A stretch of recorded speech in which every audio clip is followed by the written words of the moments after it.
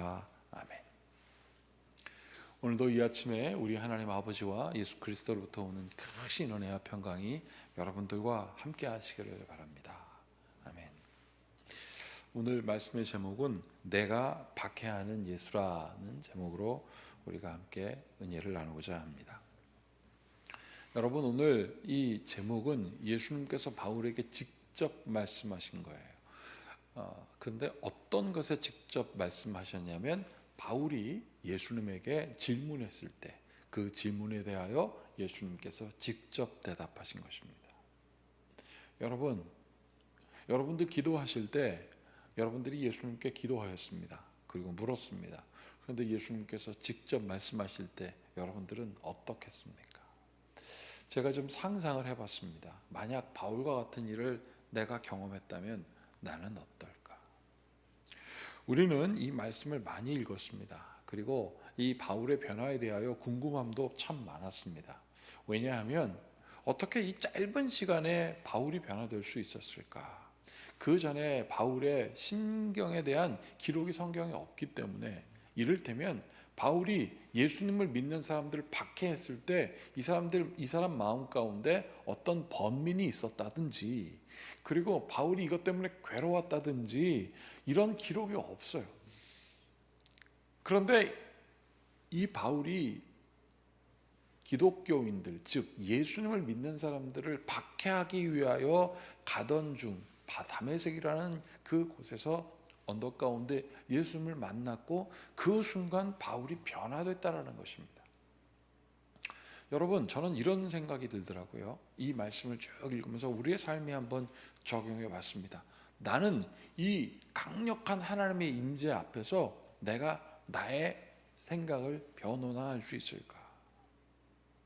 내가 과연 하나님을 설득할 수 있을까? 내가 하나님 앞에 과연 무엇을 할 수 있을까? 이 압도적인 임재 가운데 말이죠. 여러분, 바울은 압도적인 임재 가운데 하나님을 경험함으로, 예수님을 경험함으로 그렇게 해서 예수님의 종이 되었다고 우리가 이 기록을 통하여 알 수 있는데, 여러분, 우리의 삶 속에 가만히 이것을 적용해 볼 때 좀 어려워요. 왜냐하면 나는 이러한 압도적인 임재 가운데 들어간 경험이 없거든요. 나한테도 이렇게 했다면, 나도 이런 예수님과의 만남이 있다면 나도 변화될 텐데, 여기서 우리가 분명하게 알아야 될 것이 있습니다. 압도적인 임재를 경험했든 아니면 압도적인 임재를 경험하지 않고 아주 잔잔한 가운데 우리 예수님이 계시는구나. 예를 들자면 누군가를 통하여 예수님의 은혜를 경험하고 또 말씀을 통하여 예수님의 은혜를 경험하고 하나님께 잠잠히 기도한 가운데 나도 모르게 예수님의 은혜가 무엇인지 잠잠히 온거하고, 여러분, 어떤 차이가 있을까요? 압도적인 임재를 경험하면 그때 과연 그 압도적인 임재 가운데 변화될까요? 그렇지 않습니다. 압도적인 임재를 경험하였던 엘리야도 갈등하고 도망갔었어요. 그 이방신을 섬기고 하나님을 버렸던 이스라엘 백성들, 그리고 그 850명의 선지자들이 다 그 앞에서 다 죽어버렸는데도 그는 도망쳤거든요. 압도적인 임재가 하나님을 믿게 하는 결정적인 이유가 아닙니다. 여러분, 이것은 인격적인 관계예요.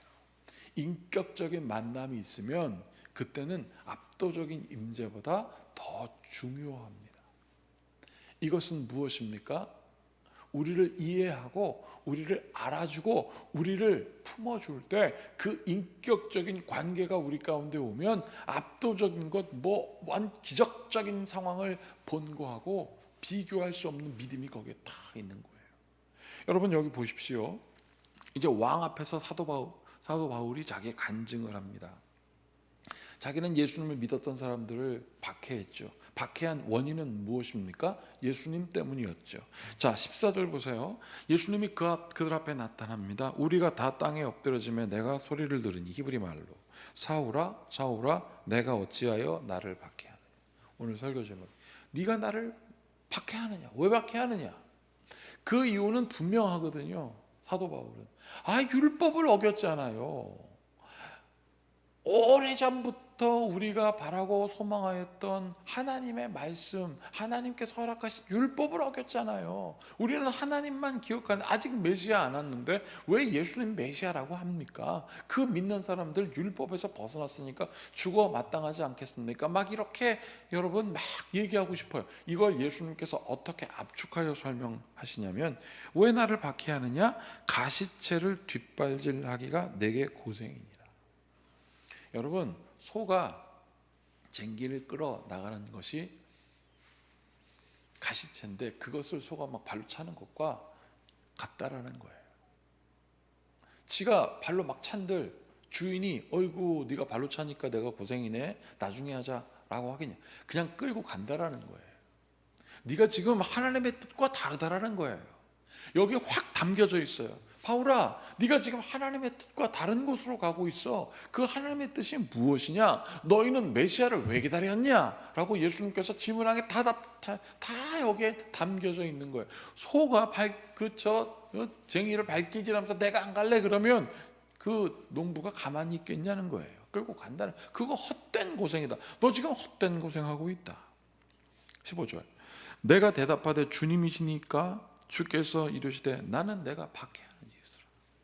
주님이십니까? 라고 물으니 나는 내가 박해하는 예수다. 너의 주님이 바로 나다 라고 대답하십니다. 그러면서 이렇게 말씀하시죠. 일어나 너의 발로 서라. 내가 내게 나타난 것은, 그 이유를 말씀하십니다. 일어나라.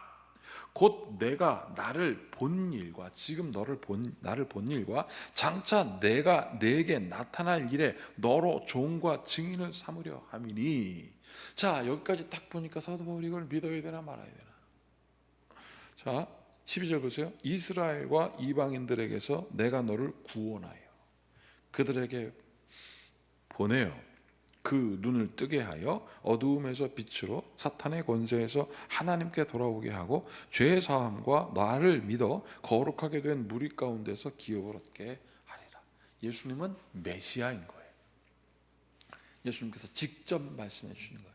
여러분, 이 압도적인 상황 가운데 사도 바울은 내가 그동안 했던 모든 것들, 예수님 믿는 사람들 박해하는 것들, 소가 여기 뭐라고 되어 있습니까? 가시채를 뒷발질하는 것과 똑같구나. 내가 지금 이렇게 하는 것은 무엇인가? 메시아를 기다리는 것인데, 그 메시아가 무엇입니까? 그 눈을 뜨게 하여 어둠에서 빛으로 사탄의 권세에서 하나님께 돌아오게 하고 죄사함과 나를 믿어 거룩하게 된 무리 가운데 기업을 얻게 하려 합니다 라는 예수님의 그 말씀이 사도 바울의 그 삶의 모든 것, 바리새인들이 바랐던 것은 메시아였거든요. 그 메시아임을 밝히신 것입니다. 사랑하는 여러분, 자기가 했던 모든 것들이 고생스러웠던 거예요. 여러분, 육신은 안 힘들었겠습니까? 사도 바울에게 질병이 9가지나 있었다는데 안 힘들었겠느냐고요. 그런데 이 사람이 예수님 만난 거예요. 그래서 내가 여기까지 왔습니다. 인격적인 만남이 탁 있고 나니까 그 다음부터 변화를 경험하고 그 다음부터 다시는 그 어떤 것으로 영향받아 제자리로 가지 않게 됐던 것입니다. 여러분, 제가 어제 우리 성도들과 함께 주미니티 사역 1주년을 맞이하고 또 꼬갈 성경 12강의를 마치고 여러 가지 기념으로 함께 같이 나누었습니다. 제가 우리 성도들을 만날 때마다 힘이 나요. 여러 가지 어려운 일도 위로를 받고 막 그렇게 되더라고요. 왜 그렇게 됐을까?